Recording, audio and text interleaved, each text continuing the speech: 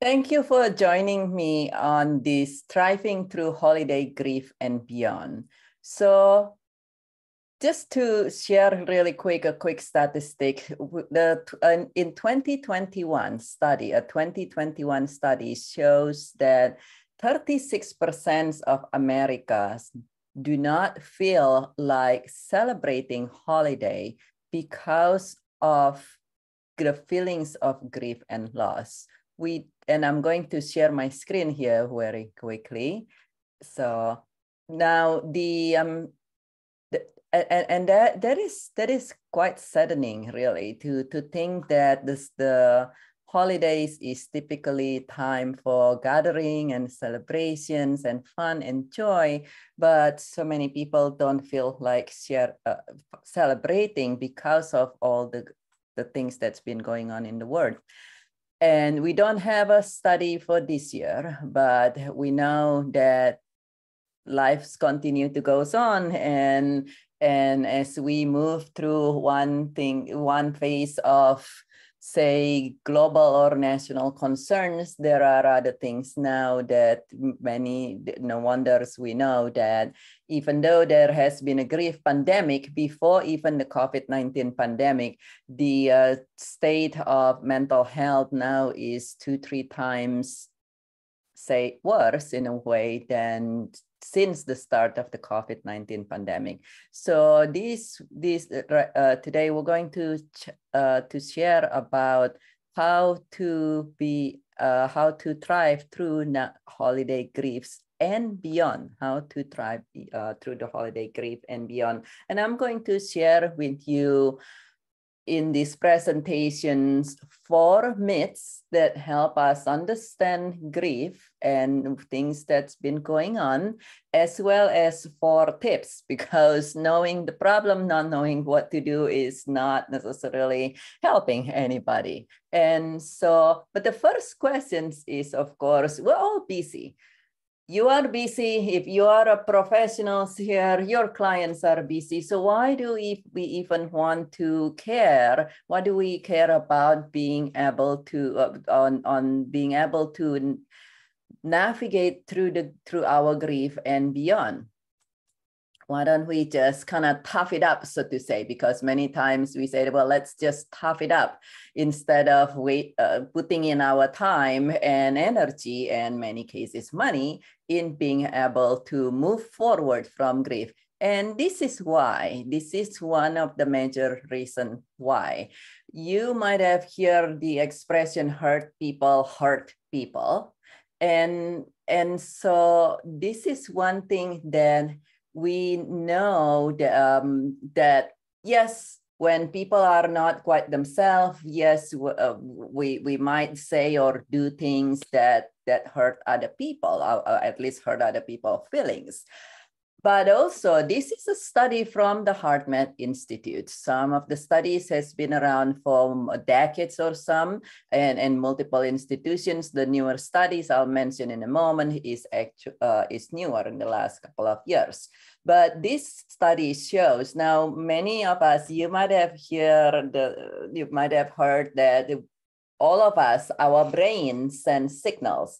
Our brain sends signals throughout our bodies, such that when the brain says something, then you move your hand. For instance, your brain says, move your fingers, you move your fingers. Now, this study shows that, yes, the brain sends signal, but our heart also sends signals, not just the brain. Actually, everything in the body sends signals throughout the body. And that's why there is cell-to-cell communication. But in addition to the brain constantly sending signal, our heart actually continuously sends signal as well. And the study shows that the signal from the heart is easily, oftentimes up to 60 times stronger and faster than the brain. Have you ever had this experience where you know in your mind you're supposed to do something? You're like, I got to do this, and then you just can't make yourself do it. Well, that's because whatever you're going on in your mind, it's the logical mind, but something in your heart stopping you, whether it's your intuitions or past trauma that we might not even be aware about, but holding us back because grief and incompletely resolved grief cause people to be fearful, suspicious, and resentful. And so something that might happen that it's not in your memory, in your upfront memory, but something happened, say 30 years ago that you're like, oh, your heart's like, no, don't do that because you might get yada yada. And so that might be one. And then so that's we know that our heart signal from our heart can stop whatever going on in the brain because it's so much faster and so much stronger. And then the other studies also shows that the newer study shows that in addition to the signal from the heart move faster and stronger than the one in the brain, that their study shows that whatever going on in your heart is measurable, and these are all using machines. These are all measured using machines, not subjective, and measurable 3 feet outside of the body. So your heart, it's 3 feet out. They use EKG, and then whether you are upset, whether you're sad, whether you're happy, whether you're neutral, it's measurable. It shows in the changes in EKG rhythm. So that's the newer study. The newest study shows that in addition to the 3 feet, whatever going on in your heart will also affect somebody across the room that is not communicating with you.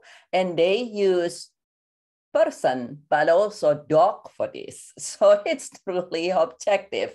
And what they did is they have an individual, a dog or a person, sitting across the room. And then they have a trained personnel come in, sitting on the other end of the room, everybody connected to instruments, apparently to read. And then the trained personnel come in and feel neutral. That's baseline. And then the trained personnel come in and then think of something that make them upset. And they see a change in the EKG of the person or of the individual across the room. They are not communicating. They don't even see each other.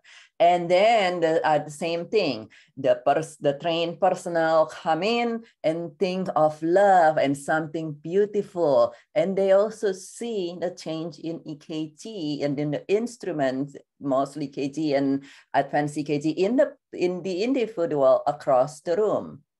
So what does that mean? That means if we have either you or your client's heart is broken, we might, particularly nowadays with social media and everything else, try to be strong and put on a big smiley face. And we try to be strong and we put on a big smiling face and act brave or whatever that social media tend to say. And it doesn't mean anything. You could be being strong and put on a smiley face and so forth. That is something that's whatever going on in us still going to influence whatever people who are around us. And who's usually around us? The one that's around us are typically our loved one. It could be our pets, it could be another person, it could be our families. Of the many clients I have helped, and some of them over the years, I have people whose children have autism, and in the most interesting way. And this started out, I've been doing this 25 years, helping over 25,000 people. And in the past, I didn't know why, just kind of like, oh, that's really interesting.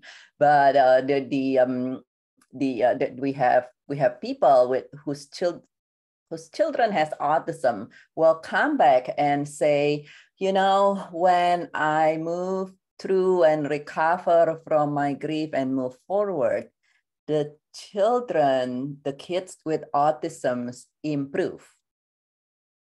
And typically it's not them thinking that, but typically they come back and they come back and tell me, and sometimes it's months later, sometimes it's another year or two. And then they come back and say, yeah, you know, and my neighbor actually asked me, oh, you know, am I doing something different? Or my neighbor or my housekeeper or whatever asked me, oh, so what am I doing for the kid?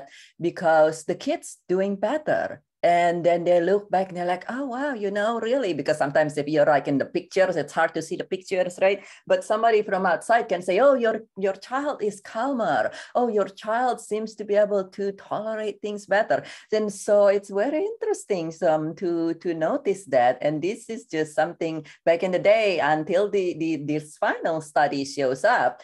I was like, oh, you know, well, that's a cool thing. Who knows why? But that's apparently I suspect one of the reasons that even if they don't do things differently, that whatever going on in the parents inside affecting the kids on the outside. And if somebody is more sensitive, it's even more significant, even more significant. And so that is why. Now, we're going to share in this talk about thriving through and beyond holiday grief. And there is a difference between holiday grief and holiday blues. And for holiday blues, there is, last I checked Google, there is about 13 million, or maybe it's 30 million recommendations ranging somewhere from 3 to 70 item lists. Now, if you have holiday blues and you don't address that, that surely can turn into grief. Anybody that has holiday grief will have holiday blues. But this is, I'm not going to give you yet another list. Google has plenty of that. We're going to talk about the grief part. And so there is a difference for that. And to me, I use the analogy of, too fast. I use the analogy between holiday blues and holidays grief. I use the analogy of, if you have holiday blues, it's kind of like you sprain your leg, you sprain your ankle, for instance.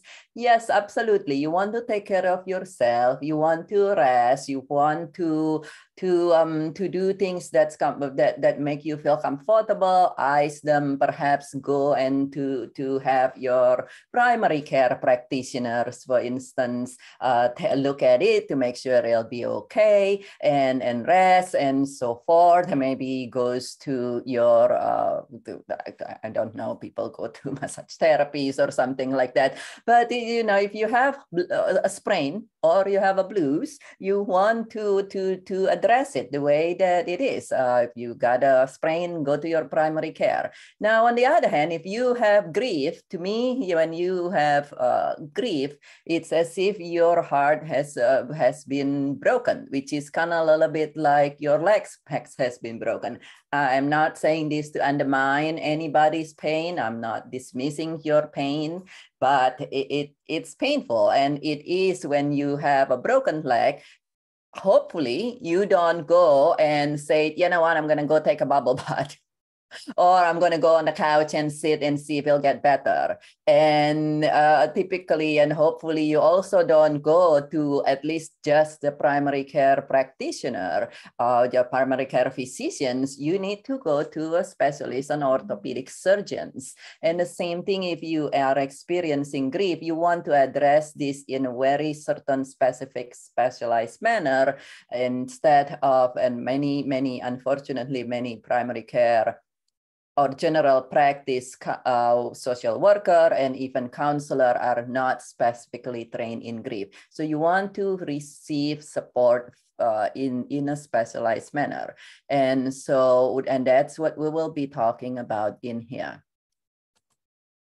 So what is really grief to start with? What's grief? What's blues? And blues, if not addressed, can cause grief. Grief almost cause blue, making everybody at some point feel blues, even though the blues is not the only expressions of grief. And many times grief doesn't show up as sadness or depressions or blues.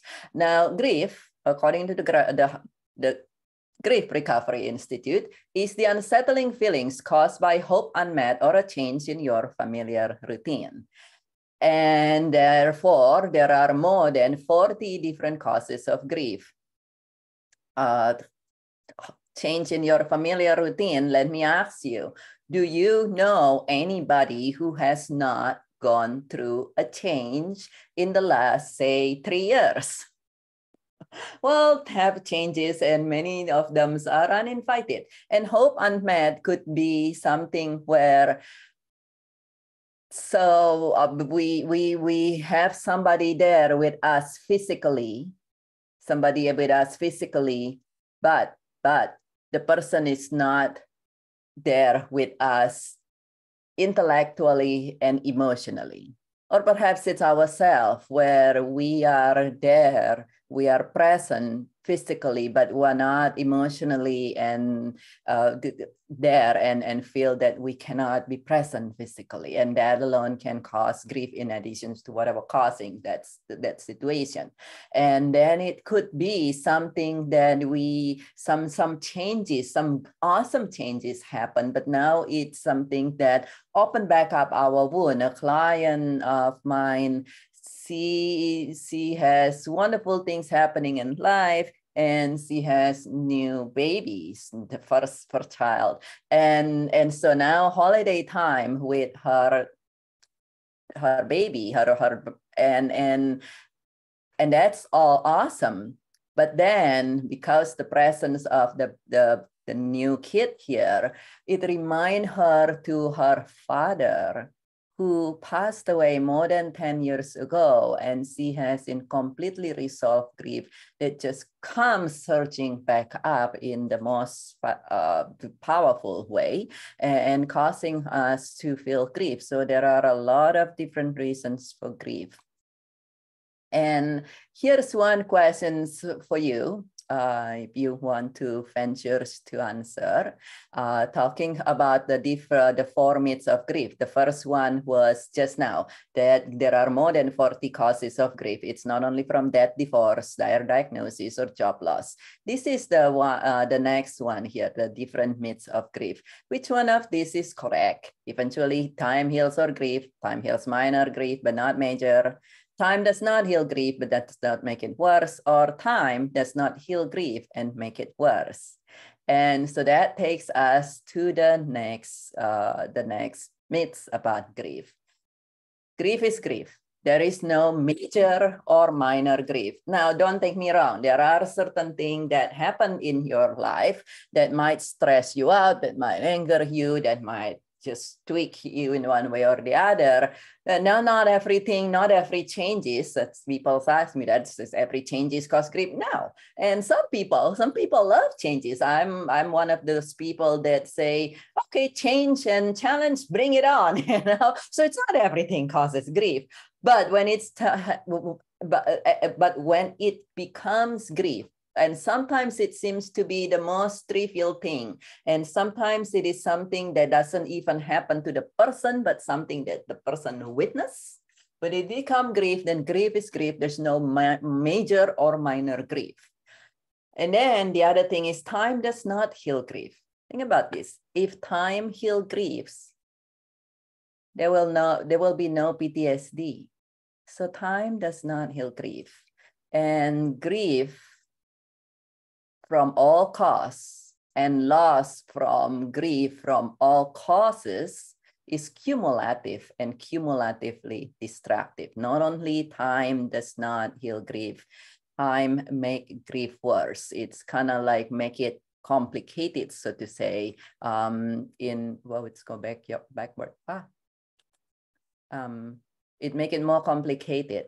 It's kind of like a lot of time might push the grief to stay dormant and not being a time might cause the grief to go dormant, so to say, kind of like a dormant infection, but it doesn't resolve it on its own. And just like a dormant infections, it can come back and causes problem later. My background is in oncology, and I equate grief to in a way it's like cancer, or cancers that there are certain cancer in my background's veterinary oncology. There's a cancer that the people can get this too, but very commonly in cats, that when you give them certain injection, it created cancer. And these kind of cancers, if you do not take them out with adequate, complete margin,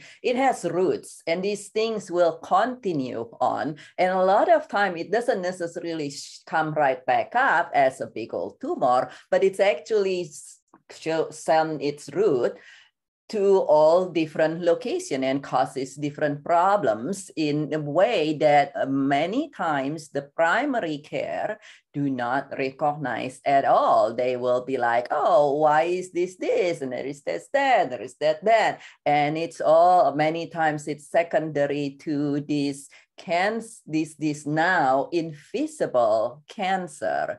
And in grief, when we talk about grief, incompletely resolved grief causes so many problems. Many times people think if we're not sad, then we're not grieving. And the truth is, the number one expressions of grief, the most common expressions of grief is anger, not sadness. Even somebody who lost a loved one, a lot of time has a component of anger with it.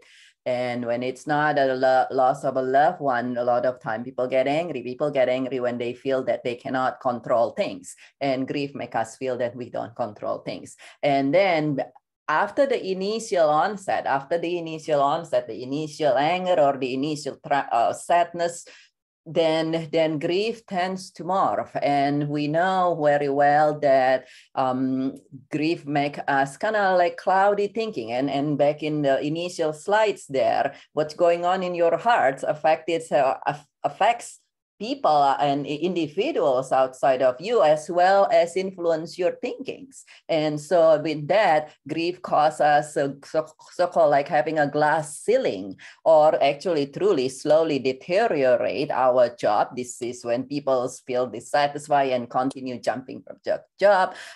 They know that in children, griefs influence their grades. It's affected our relationship. We know very well that couple who went through major loss has a much higher chance on ending up in divorce. It causes us having a lot of emotional challenges, and also physical problems. And it is we know anyone who is familiar with even to a small degree with the Oriental medicine, things like that, the holistic medicines, a lot of the holistic medicine practitioners tells me, oh yeah, it's definitely makes sense. I don't know much about holistic medicines personally, but my colleagues in holistic medicines, particularly the Oriental medicines, tell me it makes absolute sense for them as well, where grief actually causes physical problem. Now we know initial impact of grief such as does cause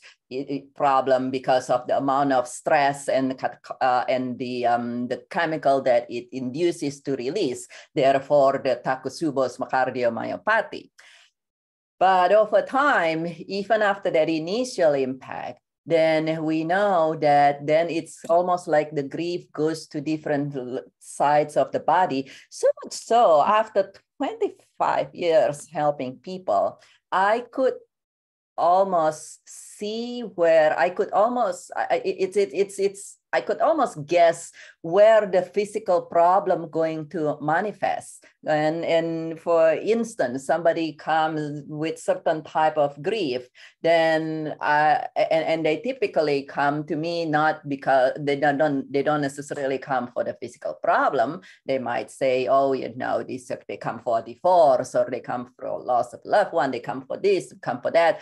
And then as we speak further, in the same meeting or sometimes down the road, usually a meeting or two later, they say, oh yeah, you know, and I have been having this physical problem or that physical problem in such a way that I see correlation, certain type of grief result in certain type of physical problem. And of course, ongoing unrecognized grief will also cause physical problems. I had one of my clients, she came to me with a migraine for grief from health, which is she has migraine so bad that she needed like Botox injection, and it still doesn't help. And then of course the other part that she was, whoa, that's weird. That thing just disappeared. There you go. And then the other part of that is also she is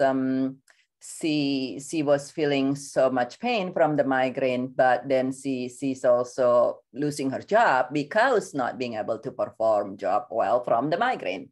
And we spoke, and very soon we identified that her grief that she has unrecognized grief from having a promotion, and the promotions required schedule change, and the increased workload from the promotions and the schedule change causes her to not be able to be with her children the way she would love it. And that is causing her to be quite upset. And so that is definitely, we address her grief. And within a matter of a couple of weeks, I teach a 6 weeks class. And it's only within a couple of weeks, before she even was through with the class, she already improved with her grief. And then her physical problem improved right away because we addressed the grief. And then it stays completely resolved after a couple years of struggling with that.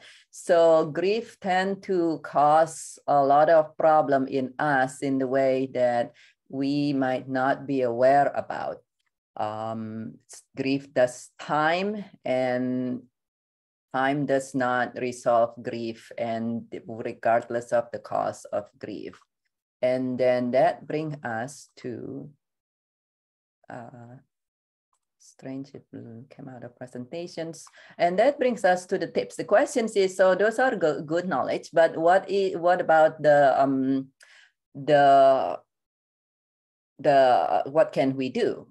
So a few tips that I'm going to share with you. And the first one is, if you are particularly or your loved ones going through grief, to remember what Dr. Viktor Frankl says. Dr. Viktor Frankl is an Austrian psychiatrist who was in a concentration camp, and he says in his book Man's Search for Meanings, but also in other locations, that an abnormal behavior in an abnormal circumstance is normal. An abnormal behavior in an abnormal circumstance is normal. And so to keep that in mind, that if you are going through things and you're finding you're having a challenging times, then don't be surprised and don't be upset at yourself and say, oh my God, how could I be doing this?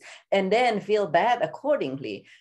If it is something is not normal in your life, then it's actually normal for you or your loved one to be acting differently. And if it is something that's a loved one, then know that, well, you know, it's something that if something happening, then they might start behave differently, and they might change preferences, for instance. And so that's something that we want to know, that an abnormal behavior in an abnormal circumstance is normal. And therefore, you are normal if you're not acting, thinking, or saying things that's typical to you when things are not normal.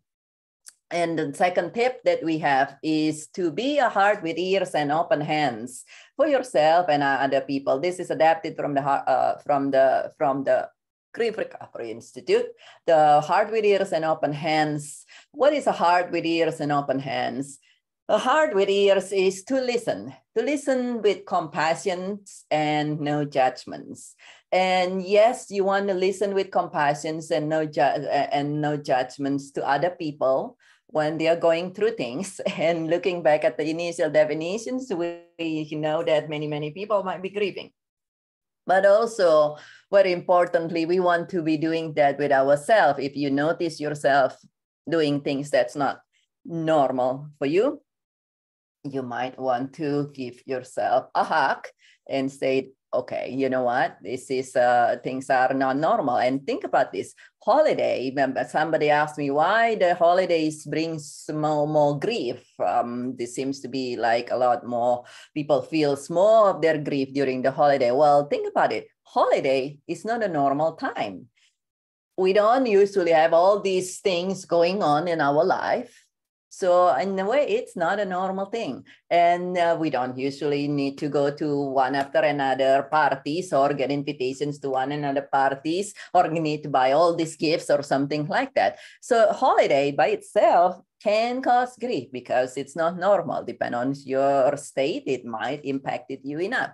And then the other part is, of course, the traditions of the holidays, and traditions remind us to a lot of time to continuity. And then if there is something that's no longer there, whether physically or even present physically, but not intellectually or emotionally, then it will remind us to that. And so when we notice any of that, you want to, and you notice that you're not feeling quite yourself, allow yourself be a heart with ears and the open hands. And the open hands is to not have an expectation, so to say, not to have a rigid expectations in receiving, but also in giving, in receiving, but also in giving. So what I mean with that is an open hand. One example of an open hand is, for instance, you are going through things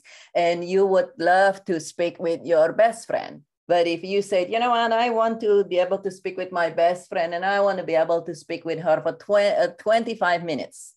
But then that day, your best friend only have 5 or 10 minutes. Then if you're like, oh, I really want to be able to speak for 25 minutes, then you get hurt even more, right? Instead of saying, well, you know, I would love to speak to somebody, but if the person's available, great. But even more importantly, most of us are not high expectations, but even more importantly, we're altruistic people and we want to help people when we know that our loved ones are going through things. And so what we want to do is we want to be able to help them.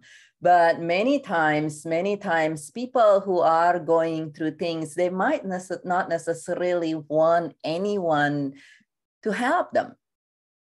Grief changes people and change their preference, even if it is your loved ones, your sisters, your best friend, or somebody, they might not necessarily want your presence. A lot of people ask me, oh my goodness, a lot of time when people ask me just in general, oh, you know what, my neighbor or my best friend or somebody who experienced a loss and I want to go and somebody might be, perhaps you go to see them on frequent basis. I have, the last one was a lady who her best friend lost her husband. And she said, oh, I always hang out with her, so I'm going to keep her company, and I'm going to go there, and I'm going to bring dinner, and I'm going to set it up and spend the night with her. And what do you think about that? I said, whoa, hang on. Have you asked your best friend about this? And she said, well, I said, what about if you ask her first, if she even want you to bring in dinner? And then read her body language. If you go and then the person's, instead of say, oh, come on in, make yourself at home, which is usually what she did. If she doesn't do that, then don't push in. Don't open the door if she doesn't open the door. But, and then read the body language. If you called someone and you text and they don't reply, and you can call someone and say, hey, I'm thinking of you and I'm here for you. Is there anything that I can do for you? Can I bring in dinner? If they don't respond, they don't reply, just hold it with an open hand. With this person whom I just shared, she went in there and I said, read the body language. If she's standing at the door instead of opening it big, that means she doesn't want you to come in. And sure enough, this is somebody in my group, and the persons came in, and sure enough, she said, you know what? That's you were so right. I came in there bringing all this dinner, and she stand at the door and said, oh, thank you so much. Thank you for thinking of me. She didn't, she hold the door mostly closed behind her. And thankfully with your suggestions, I said, okay, well, you know, I just put the dinner down on the ground and said, you know what, here's dinner, and you know, I'm here for you. You know, you can call me anytime and I'll come, I'll get on the phone, I'll come running anytime. And the friend a month later got back to her finally and said, thank you for not pushing. Everybody tried to push their help, and all the most that I need at that time is to be with myself. And thank you for not pushing, and just hold everything with an open hand instead of saying, oh, I want to help you and I want to help you this much and I want to help you this way. Just let people know that you are there for them. Grief is one of those things that when people going through grief, they a lot of time need space. And sometimes with grief, less is better, so to say. Sometimes with grief, less is better. And that it brings us to the third tips. If we are going through holiday grief, and with this one, and this is something that keeping in mind that this could be for you if you're going through holiday grief, or if could be for your clients or your loved ones. Keeping in mind the initial slides there, what's going on in your heart will exudes out. The client of mine says, yes, I can have everything going on in my mind and logically and this and that, but what's going on in my heart exudes out of you. And this has been shown with the HeartMed Institute studies as well. Actually, for HeartMed practitioner, before you meet with client, the first thing is you practice to center in. And this is one of the most easiest one. Anyone who has experienced, all my client who has experienced profound sadness, sometimes so much grief that our chest will hurt and painful. So to say, of course, if it's physical symptom, you might want to have your doctor check you. But for anyone feeling overwhelmed, profound sadness, or anger or anything, this striving heart technique is something that help. That's very helpful. And this takes literally like a minute to do. And if you are going through thing or your loved ones going through thing, you can, it's good to do this every morning. And then also if in the evening before going to bed, many of my clients, practically everyone who not able to sleep because of their grief, practice this and it helped them fall asleep. And what do you do with the thriving heart techniques? This is adapted from the HeartMed Institute. Is you basically you start by noticing your breathing. And so you start by noticing your breathing. Now we all hear about deep breathing, and if you are at a state where you are able and want to do deep breathing, by all means you could do that. But this does not require you to do deep breathing. Many times I have clients that in such a state and that they are shallow breathing. If they're panic attack or something, just the concept of having to do deep breathing can overwhelm somebody. And so if you are not at a state where you need to be doing deep or it's comfortable or convenient for you to be, might be with a lot of people, right? But it's not comfortable or not convenient for you to do deep breathing, you do not need to do deep breathing. All you need to do is notice your inhale and exhale for a few cycles. And I'm gonna describe this, and then I'll just lead you to do this really quickly to see how quick it happen. It can take to how quick and easy it is. So you notice your inhale and exhale. All you do is notice your inhale and exhale. No deep breathing required. A few cycles, and then after that, as you inhale, your chest expand. You imagine that your heart expand, and or your belly. It depends on the type of breathing you're doing. And then as you exhale, your chest or belly relax. You imagine that your heart relax. And do these expansion relaxations anywhere between as little as 3 cycles, ideally 5 to 7 if you're using this to try, so you fall asleep better. Many people just keep doing that or do it like 9, 11 cycles. So if you like to just join me, We have so many things, hustle bustle going on in life right now, right? So we all can benefit from kind of like a minute of centering. So if you like to just join me right now, I'll just give an example. And that is just notice your inhale and exhale. And inhale and exhale. And inhale, exhale. And on the next inhale, imagine that as your chest or belly expand, your heart expand, and as you exhale, your chest or belly relax, your heart relax. Another inhale, your chest or belly expand, your heart expand, and perhaps allowing some fresh air as your chest and heart relax, your heart relax, perhaps releasing some stress. Another inhale, your heart expand, and perhaps allowing some ease.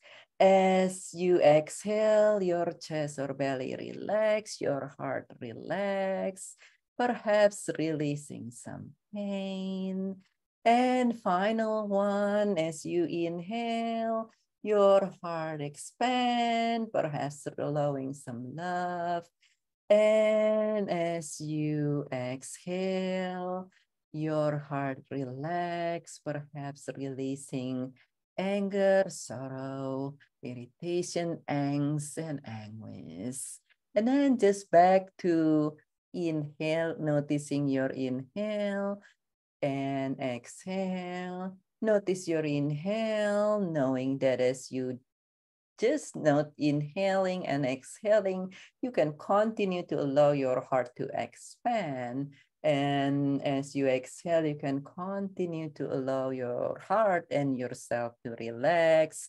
And notice your exhale, knowing that you can continue to relax.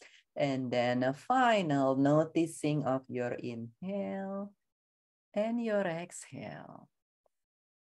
So it's actually really, really simple to do and very useful for every client that has come to me and practice this, find it benefits them, helping them very much in immediately improving their state, even though they still need to do the work to move through and forward from the grief. This allow them to feel more at ease immediately and not reeling in pain for too much, for too long, so to say. There are two cautions about this. First is you want to make, if you are sharing this with somebody, you want to make sure that you do not, that the person's not have any trauma about heart, so to say. You don't, some people, because of what's going on in life, whatever causes their grief, the concept the concept about heart, thinking about heart, tuning into heart, anything about the heart can traumatize them and make them scared and make them uneasy. In that scenario, definitely we do not want to direct them to the heart and make them feel even more uncomfortable. And there are times I have clients like this. And so in that scenario, whether it's yourself or your clients, in that scenario, what you can do is you actually just ask them to notice their inhale and exhale. Just noticing inhale and exhale. Sure, deep breathing if they can do it, but some people not. And so just noticing their inhale and exhale will help them. And then if they are able to do the next step, just notice their chest or belly expand and relax will also help them quite dearly. And then the other cautions that I would mention is to actually, some of us are familiar with the correct anatomical or medical term for the heart, when the anatomic heart expand and then relax. We do not want to use the correct anatomical term. Please do not use the correct anatomical term. I am familiar with all the terms, being a doctor, veterinarians. You want to use the specific word that your heart expand and relax. Using the correct anatomical terms sometimes actually backfire. So don't use that. And then the one thing, not a cautions, but actually a reminder is, if we're not used to doing this, after you do this, particularly if you do 5 or 7 cycle of the expansions, you might notice a little bit of a buzzing, kind of feeling your head buzz a little bit, or your body buzz, or some people notice a little tinglings on their fingers or toes, and some people even feel very slight lightheadedness. Now, if you are physically healthy otherwise, that is okay. That actually means that you can benefit from doing this more. And if you don't feel that, you still benefit from it. But if you feel those, it's just a change in increase in the oxygenation circulations of your body. And so if you feel anything like that, I usually encourage that you do it more than once or twice a day. Many clients do these things where they practice this first thing in the morning before they get out of bed, last thing in the evening as they are going to sleep, but also when they are washing their hands. People tell me, particularly nowadays, where we are more mindful about washing hands, they said, you know what, when every time I go to the bathroom, as I'm washing my hand, I just practice this breathing and the heart thingy, and making sure then they wash their hands long enough, and then, dry their hand and complete the breathing. And I was like, oh, what a great idea. I didn't think about that, come from my clients. And so that's something that if you feel buzzing and things, it's actually something that you can benefit from doing this more. The only time you actually want to stop what you're doing, and then actually sit down and perhaps call your physicians is if you feel faint. If you feel that you're gonna faint, please stop immediately, and then make sure you got checked, and perhaps in the future just do the noticing your breathing. And then of course you're always welcome to connect back with me to reach out and say, hey, this is what I noticed, or this is what my client noticed, and what do we do? So that is with that. And then so that's with that. And whoa.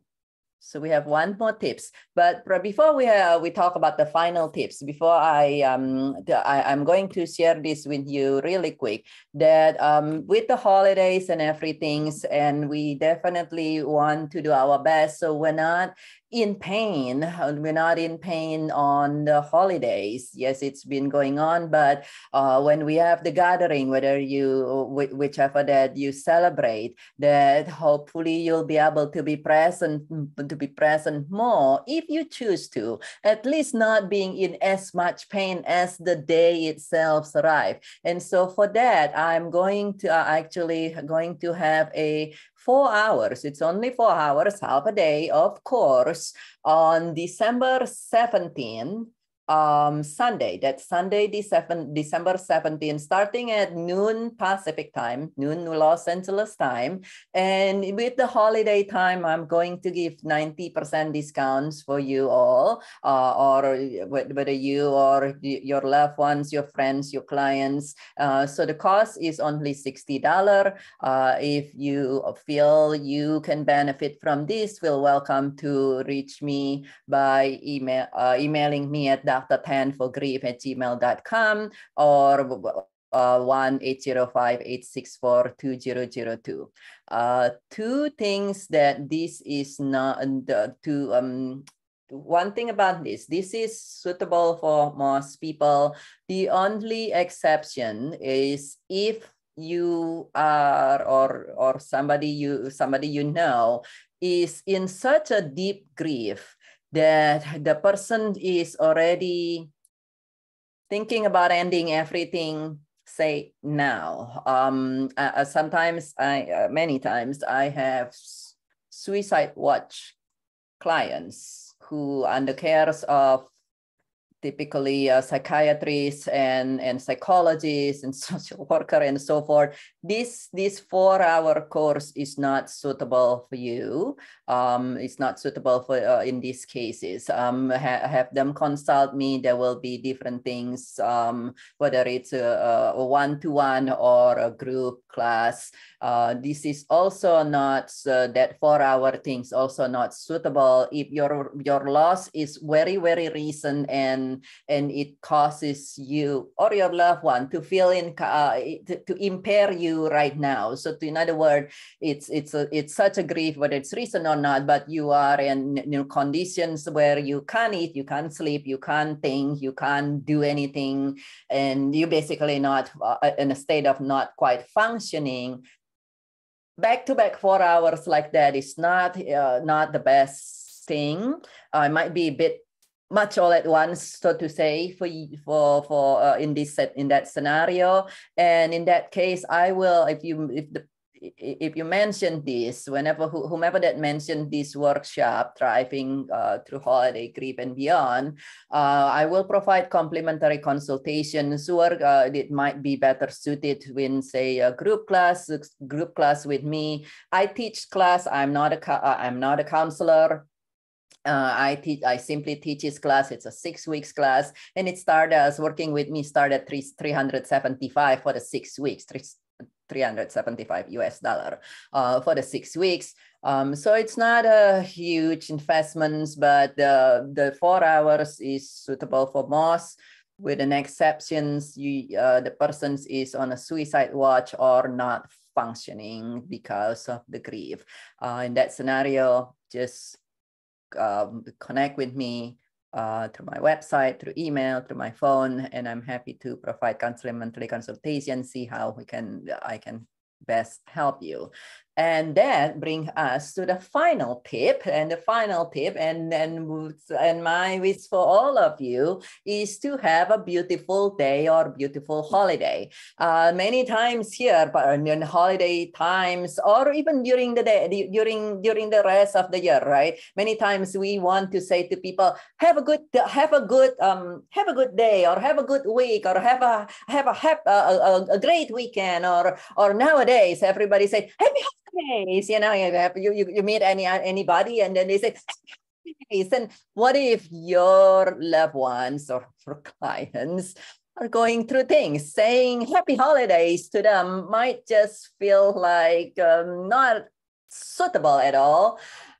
I say have a beautiful holiday, or a beautiful day, or a beautiful time, or a beautiful anything, really. Why? Because one could be grieving and still have a beautiful day.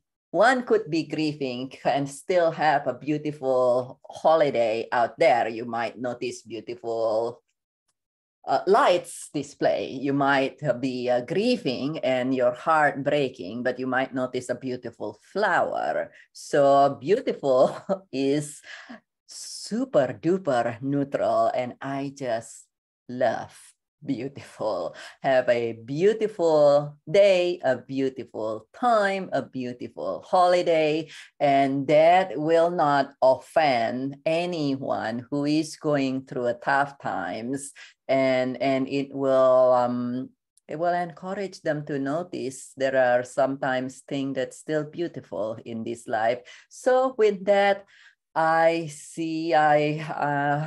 would love to say to you, have a beautiful rest of your day, beautiful rest of your week, a beautiful holiday if you celebrate any, and know that I'm here happy to answer any questions. Feel welcome to reach out to me, drtanforgrief@gmail.com. I'm on LinkedIn, on Facebook, on Instagram. And also you can connect, check out my through my website, joyfulrichesbeyondgrief.com. And last but not least, message me at 805-864-2002, United States country code. So 1-805-864-2002 for international colleagues and clients. That number is on WhatsApp as well. It's WhatsApp enabled. And I welcome any questions, and I welcome any comments, and I welcome any thoughts. And I am here for you in whatever capacity that you would love me to. And I look forward to connect with you again soon. Bye-bye for now.